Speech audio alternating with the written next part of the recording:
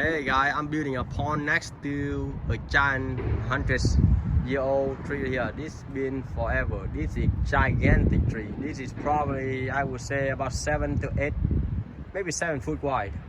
The gigantic tree. So it have root, guys. So it have root everywhere, running along the surface. So I'm digging a little pond right here. As I'm digging, this sign fine, but over here it just running into root problem. You know, the pond root run through the pond. You know what the problem? Leakage. So that will be a major problem. And when I look at this, I was thinking, could this be an asset to the pond? This will make your pond very, very unique with root running right through it. Look at that. Although some of the root got damaged from the digging, because a while back I have someone try to dig this pond a little bit, but they kind of dig a little bit and they kind of run to the root, so they can stop. But what happened is they're damaging the skin of the root. See that? So now it's exposing on the inside, so it starts to rotten in a way, I think. So it kind of somewhat rotten, but the root is still very much alive. I wish that it's still intact in one piece, you know. But this is what we have so far. I have to figure out what I'm gonna do to save this root, because I don't want to make the tree suffer. Look at that. You know, that is like a giant tree. See that? It's as big as like 6-7 different trees combining. So I will keep you update on how I deal with this problem, because I don't want to cut in the root. Really, I want to save the root if possible. So now I have to try something. And this one already damaged. Someone already break the root, sadly. Otherwise, we're gonna have a tree, a pond with a lot of root. It's very cool. I think it's very cool. But that would also be a problem too. So, oh yeah. So that would be the waterfall right there. That would be a 3-foot waterfall, raise up, and then the water gonna go drain down into a lower waterfall right here, right there, and it gives the illusion that it's gonna have water running from the root of the tree right there. That's the Japanese maple, so make sure I don't get the maple wet. So it's gonna run down to the pond right here, and it's slowly flowing down until this lower pond. It looks like that, but once we put concrete in and put some rock and decorating and make it look different, so it's not gonna look like the way it is right now. That's just a general shape, but who knows what it turned out to be when we finally finishing it. And here another challenge that I have right here is the hill. See, and eventually this thing right here, it overflow here, and it's gonna flow into a giant pond down here. This is a giant pond I'm gonna have eventually. Next year I'm working on, that's gonna be like, I don't know, 10,000, maybe 5 to 10,000 gallons. It's gonna be enormous giant pond on there. So water gonna flowing, and it keep flowing downhill. This is like a giant hill. This is like I would say about 8 foot tall hill. Yeah, 8 foot. This hill about 8 feet, and then the pond down there you dig down and the 6 to 8 feet. So we like 16 foot drop. That is a lot of water running downhill. So it's gonna be awesome fall. But what I also have run into issue with the walkway, kind of small, you know. See this walkway right now is about 2 feet, maybe 2.5 feet, unless I raise it high as tall as the wood, so we will get access to it. Because I'm thinking walk, no problem, you know. But what about people with a wheelchair, you know? But with this giant hill, I have to think about how I need to instruct constructing this. Because I have my mom. My mom live with me, so she is like 76-year-old right now, and she is getting weak.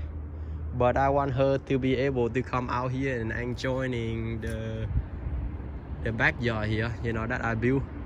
The pond, the place, and everything here. My little baby can play in the pond right here, so I don't want to make it too deep. He is like 1 year right now, but next year he will a little bit older. So I'm making sure he won't be drowning in this pond. So I had to figuring out a way to prevent that from happening. So I had to put something inside the water. So that way, in case if he fall, he won't be drowning. So that, and my boy, he love water. So if he see water, he'll be all over it. So that's very dangerous. But right here, yeah, I gotta figure out something about that for my little kid. And get to figure out the hill right here. It's an 8-foot tall hill, so my mom can walk up here somehow. She can walk right now, but I don't know how she gonna do that in the next few years. So maybe have to get like wheelchair accessible, you know, so I can roll her up the hill, up here somehow, around the tree and back here and up here and go up here. So because we hang out a lot back here, we playing, we do gardening. So I have some giant water container right there that's gonna collecting a lot of rainwater. This year I just opened up garden, you know, everything growing. These are all edible, guys, not grass, overgrown. But we're still harvesting them, we're still eating them. I eat a lot of pepper this year, a lot of bell pepper. Kale, tons of kale. We have a few, but they produce more than we can possibly eat. So I'm working on building a little greenhouse too with all those CVC pipe right here. I'm working on it. It's a lot of work that I'm working on, so it's a work in progress, guys. So it's definitely a work in progress.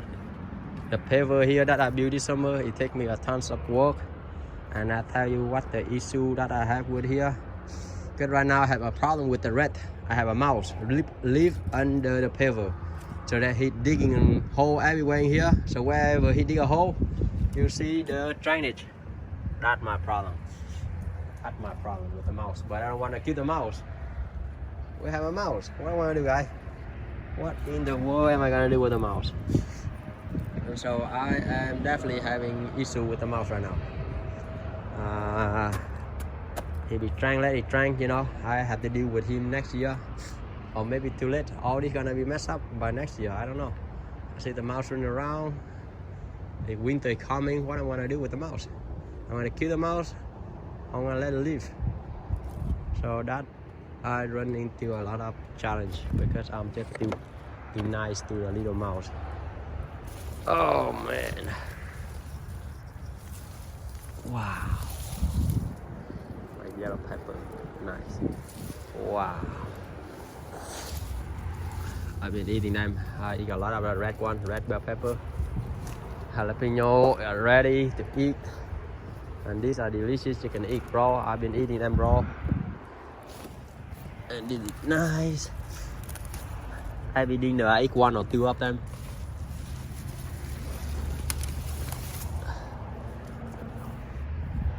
So next year I'm gonna probably spacing them out a little bit. The tomato is really kind of take over the garden. Yeah, I've been killing a lot of my tomatoes. It's just overgrown and it grow everywhere. I just couldn't kill it all. A lot of problem. I planted tree right here this year. This one don't do very well because I think was water suffering because someone was dumping a lot of gravel on it, so no water directly get to it. And that one growing at some time, look how well it do. And those trees right there, these are all just in the last I grow them in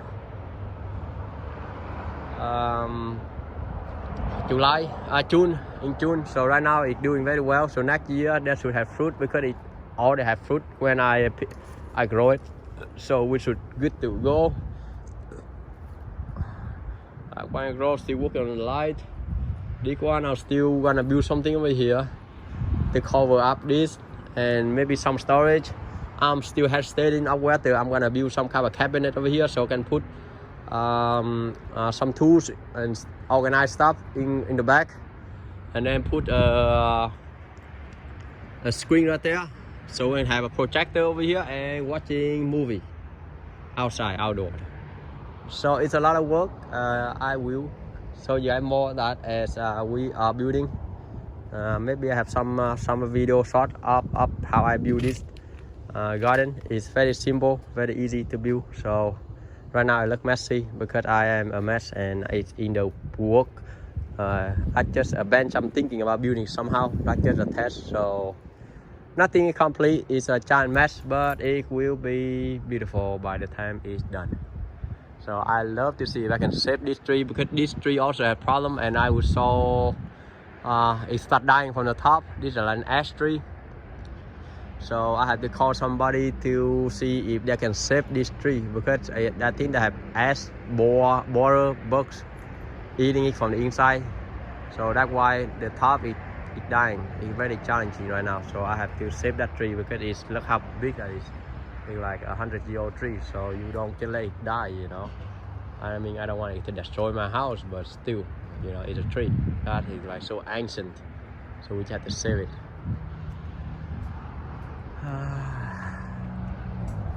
And this is my house, guys. I'm surrounded by businesses. This is residential and commercial zoning, so I really can turn this house into anything accordingly.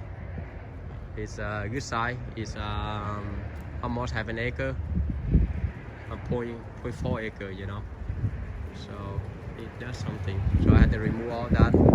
That's my little storage area, but that will be going to my other piece of land. My house is very tall, it's kind of on top of the hill, so it's very cool stuff. Good job,